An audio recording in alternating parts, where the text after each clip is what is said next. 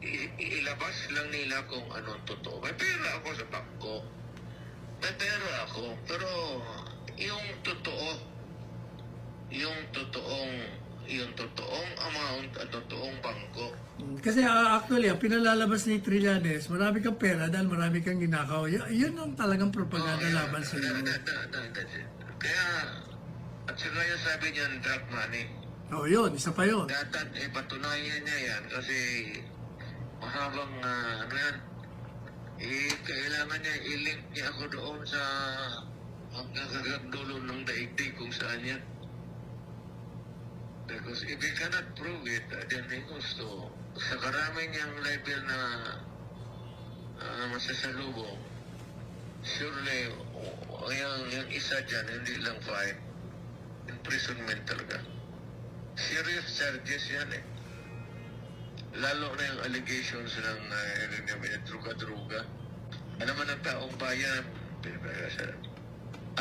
alam ng taong bayan kung ano ang totoo. So, yung siya yung nagsisinungaling, siya ang may problema, hindi kami. All we have to do is, gano'n na yan, sir eh. Gano'n yung bangko. Ano, buksan na lang yung bangko. O, sabi ko, i-waiver, binigyan ko, ibibigay ko yung waiver ko doon sa committee. O, sige, buksan ninyo. Tignan ninyo. Huwag lang ninyo isabi sa iba. Titignan ninyo. Eh, madali lang naman yan. Kung yan, ganon. O, sige, buksan natin. Ayun, i-prove mo niya yan ngayon. Drug money niya. So, Lifetime savings namin, pag-retire. so, desidido ka na mag-file ng kaso. Desidido lahat. So, pa. Lahat ng anak ko, desidido mo. Individually kami. Sige, pawa ka natin kay Paulo, sa inaanak mo. Oo.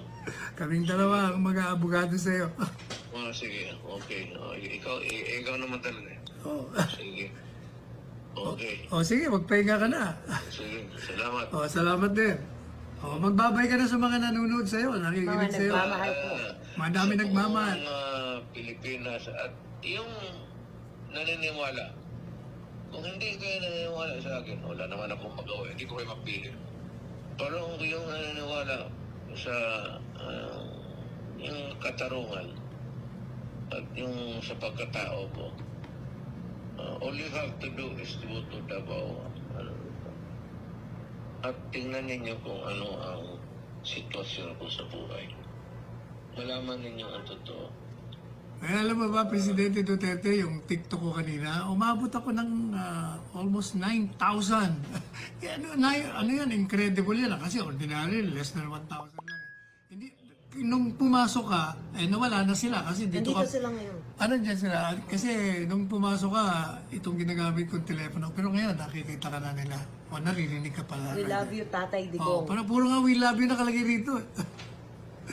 Ako sabi ito, tumaan ako pagka-presidente. Oh. Gusto ko magnakaw ng bilyon noon pa. At saka kaya kang nakawin. Hindi ka nga nagnanakaw. Ang dami nga nagdo-donate. Ayaw mo eh. Ako magpapasok yan sa druga. Oh. Puto ka. Yan ang sabihin ko sa taong bayan.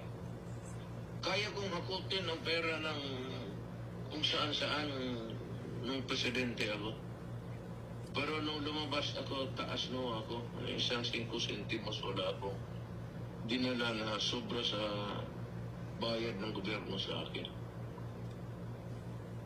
So, diyan tayo magtapos. We will end up yung ano yung totoo. Ang panlaban, Yes.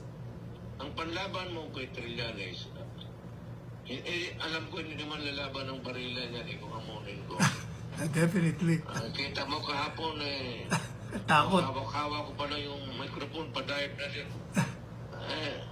Hindi lalaban ng barila niya, pero ang alam mo sa mga klaseng ganong tao, katotohanan. Truth will set us all free. And truth will put him in jail. Sigurado yan. Sigurado, pagbuhayan pa siya mag-abot ng judgment. Sigurado, libel. Anak na puto. Sigurado conviction. Sigurado yan. Kita yung mga summary niya, walang mali pa ang spelling ni pangalan ni Paulo, pati yung pangalan ni Hanalit, walang N. Anong klaseng, saan niya kinuha yan? Mali spelling. Mabuti. Pati spelling. Mabuti, hindi siya maling grammar kagabi. Kaya, yan ang palatandaan sa tao. Ang ano lang truth, but state-sponsored ito si Nograles. Ayaw ko kung anong galit ni Marcos sa akin. Wala akong galit sa kanya. Pero pagka kung meron, tingnan ko kung anong magawa mo. Pwede rin naman na hindi si Presidente. Pwede naman yung isa. Diba? No, yung isa. Kasi itong Presidente ito, non-confrontational, napakabait eh. Kaya, ayaw nga sumagot eh. Ha? At alam niya, wala akong ginawa sa kanya ng kunti mo lang salita, wala akong narinig. Ngayon, mag-uumpisa na ako kasi alam ko, back up siya ng Malacanang. Kung si alin man dyan sa nakatira sa Malacanang, basta Malacanang. So, bibirahin ko na yung katorpehan ng gobyerno na ito. Yung totoo lang. I will stick to the truth. Yan ang asahan ng bayan. Hindi ako mag-iimbento ng issue. Naging fiscal ako, naging mayor ako, naging presidente ako. Dito lang tayo sa totoo. Hindi tayo lalabas sa totoo. Approve. O sige, magpahinga ka na.